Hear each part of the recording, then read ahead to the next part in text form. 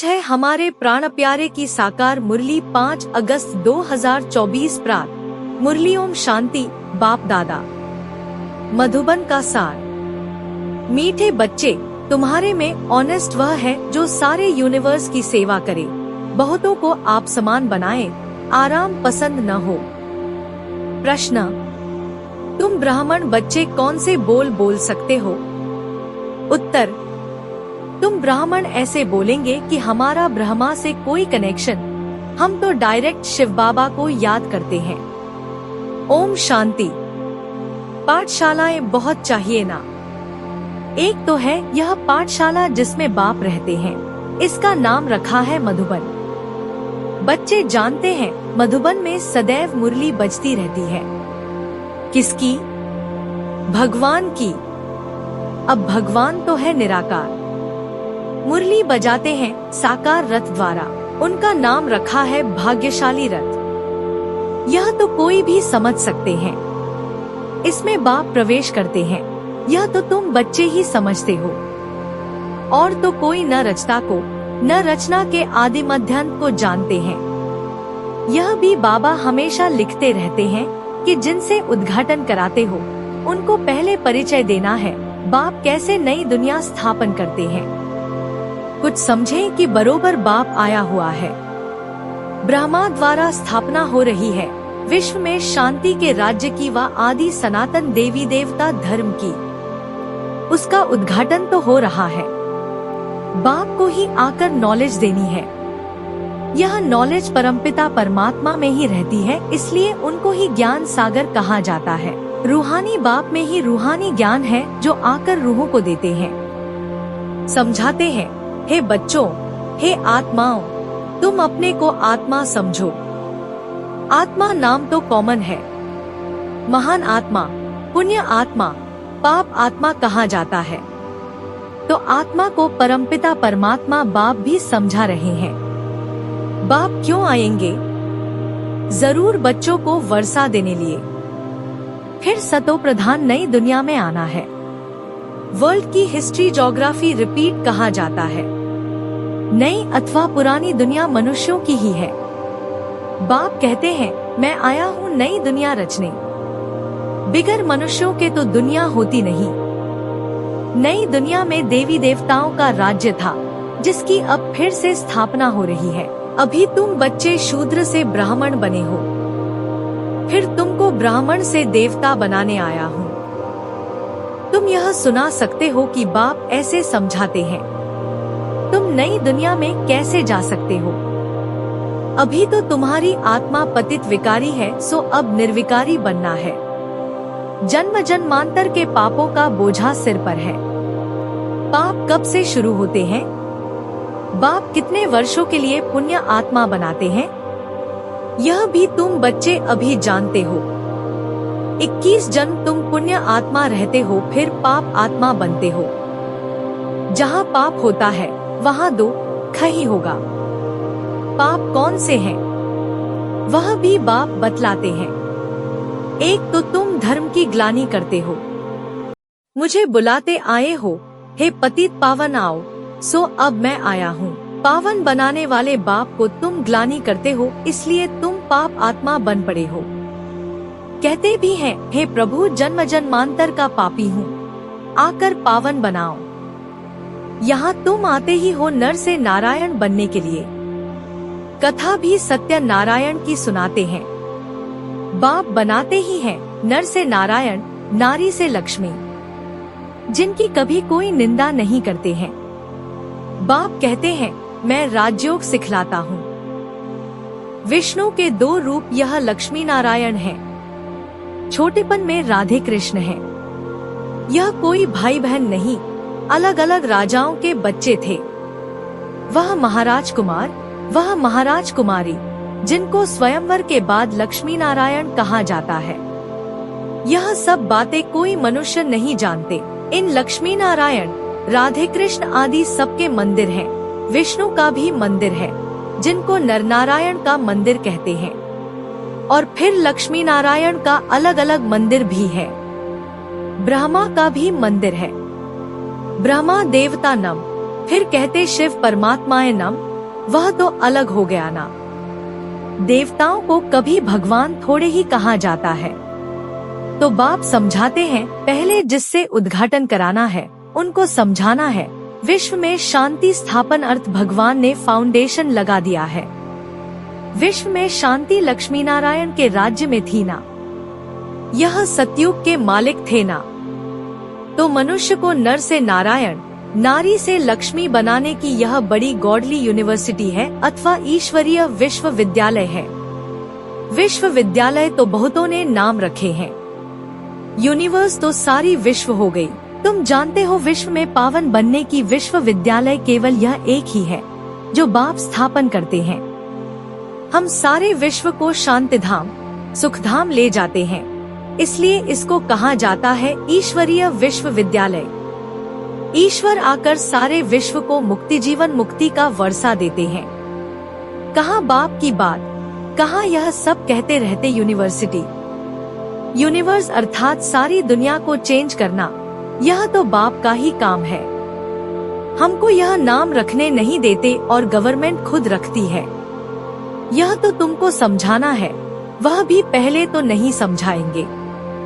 देवताओं का बाप तो जरूर परमात्मा ही होगा, वह है रचता। ब्रह्मा को कहेंगे पहली पहली रचना।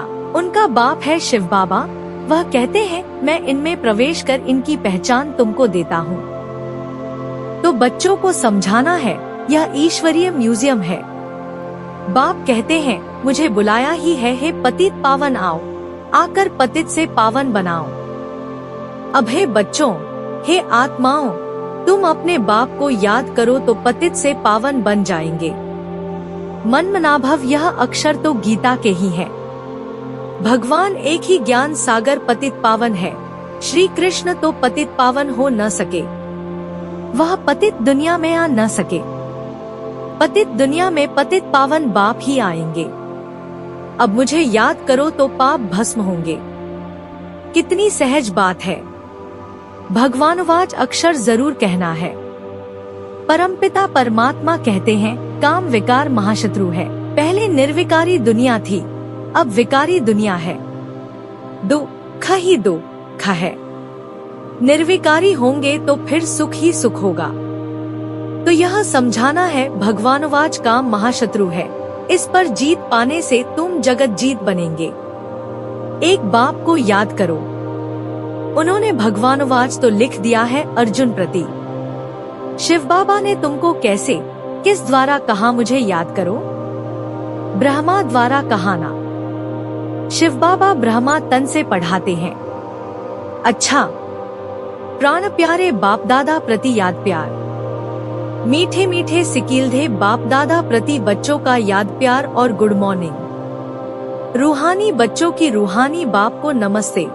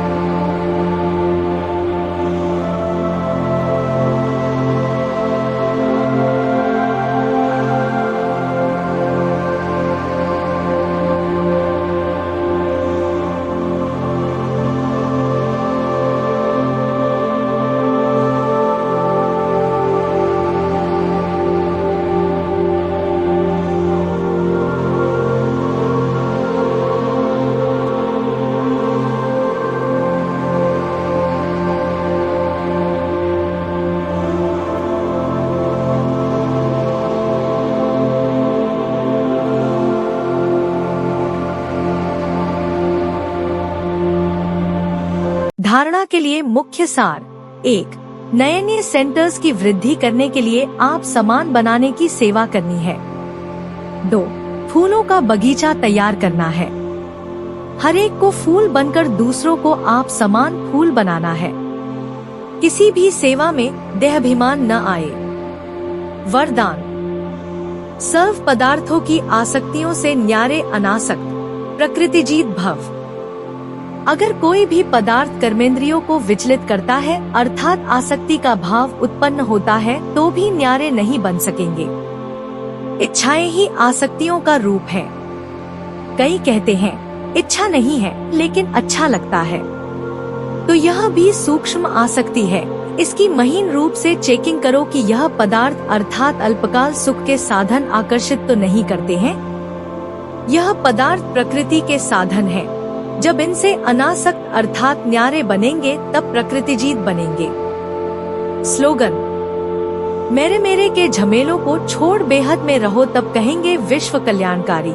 आज हमारे प्राण प्यारे बाबा ने हमें यह जीवन जीने की कला सिखाई कि हमेशा यह याद रखना है कि खुद भगवान हमें पढ़ते हैं तो हमें अच्छे से इस नर से नारायण बनाने वाली पढ़ाई को पढ़ना और अपने बाबा की याद से अपने पाप और विकर्म विनाश करने हैं। फिर प्यारे बाबा ने यह वरदान दिया कि किसी भी पदार्थ की तरफ लगाव न हो, कोई भी इच्छा अपनी तरफ आकर्षित न करे। और लास्ट में हमारे भगवान बाप ने यह स्लोगन दिया कि हमें मेरा नहीं करना बल्कि इन झमेलों से ऊपर विश्व कल्याणकारी बनना है। तो आज की इतनी सुंदर, इतनी हृदय को पवित्र और शुद्ध बनाने वाली वाणी के लिए हमारे खुदा दोस्त का दिल की गहराइयों से पदमगुना बार शुक्रिया। वाह हमारे प्राण प्यारे, वाह आपकी कमाल है।